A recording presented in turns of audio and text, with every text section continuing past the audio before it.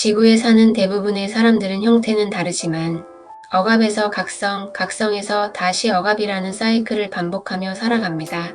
그 이유는 아주 단순합니다. 우리는 진짜 자아를 잊고 태어나기 때문입니다. 어린 시절 우리는 이런 말을 듣습니다. 너 그렇게 울면 미워할 거야. 착한 아이가 돼야지. 그건 부끄러운 감정이야.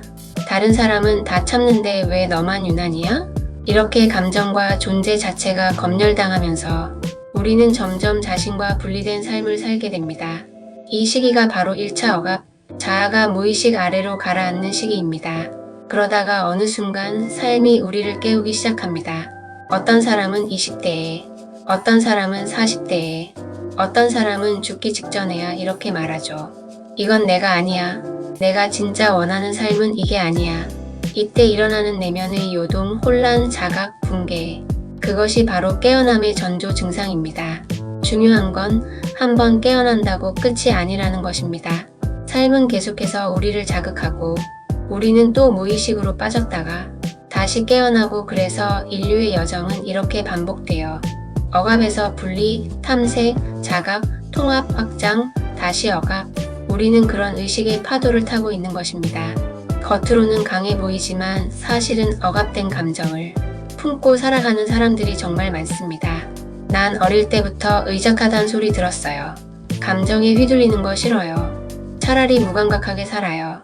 힘들어도 말 안 해요. 말해봤자 안 통하니까요. 내가 무너지면 다 무너져요. 그래서 무너지지 말자고 다짐했어요. 이들은 대체로 이성적이고 냉정하고 어른스러워 보이지만 그 안에는 단 한 번도 제대로 안아주지 못한 내면의 어린 나가 숨어서 울고 있어요. 이런 사람들은 대개 감정을 나눌 수 없는 가정에서 자랐고 정서적 안정보다 생존이 더 중요했던 환경에서 살았고 착해야 살아남는다, 조용해야 버려지지 않는다는 믿음을 배웠고 결국 모범적인 존재가 되어버렸습니다. 하지만 그렇게 억누르며 살아온 내면에는 자기를 느끼지 못한 채 살아온 깊은 공허감이 자라고 있었고 어느 순간 그것이 터져 나오기 시작하는 겁니다. 많은 감정 억압형 사람들이 30대 후반, 40대 중반 사이에 각성합니다. 왜일까요?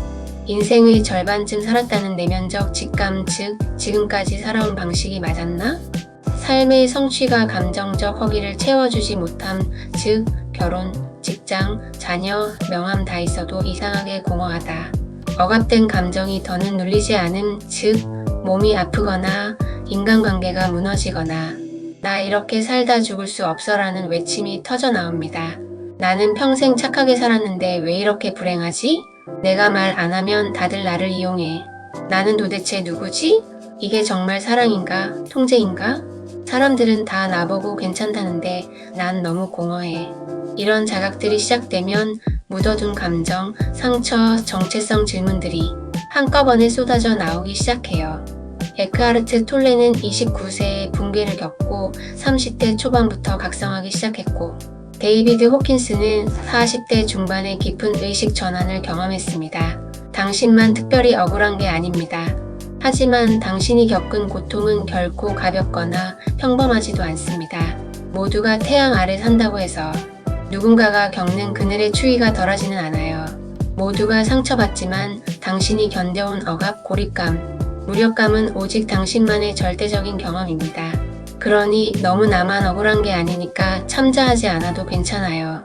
그 감정은 억울함이 아니라 부당했고 나를 너무 오래 잊고 살았다는 슬픔과 분노, 자각이 섞인 정당한 반응일 수 있어요. 그리고 그 자각은 당신이 이제 진짜로 깨어나려는 중이라는 증거일지도 모릅니다. 억눌렀던 감정이 솟구치고 잊혔던 내가 목소리를 내기 시작할 때 그건 무너짐이 아니라 탄생입니다. 지금 느끼는 이 혼란과 감정의 파도는 당신이 진짜 나로 돌아가기 위한 통로일 수 있어요. 그러니 당신의 그 감정들, 그 억울함, 공허함, 울컥함을 부디 믿어주세요. 그건 잘못된 게 아니라 당신이 살아있다는 가장 정확한 신호니까요.